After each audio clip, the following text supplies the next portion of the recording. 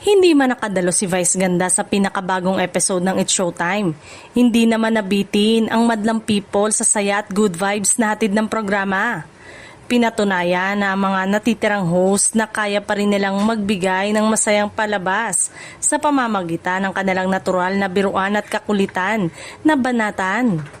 Naging sentro ng atensyon sina Jong Hilario at Vong Navarro na muling nagpakitang gila sa kanilang komedya at mabilis na batuhan ang linya.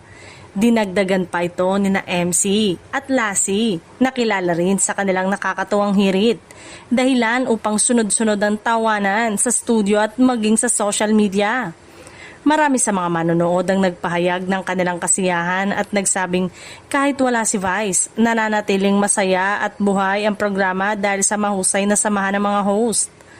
Ayon sa ilang netizen, kitang-kita ang magandang chemistry ng buong cast na siyang nagpapanatili ng aliw sa bawat episode. Gayunman, marami rin ang nagsabing iba rin ang enerhiyang na idudulot ni Vice Ganda sa It's Showtime. Bagamat naging matagumpay ang episode, inaabangan pa rin ng kanyang mga tagahanga ang muli niyang pagbabalik sa noontime show upang makumpleto ang masayang samahan ng mga host. Sa huli, muling pinatunayan ng It's Showtime na ang lakas ng programa ay nasa pagkakaisa at samahan ng buong pamilya nito.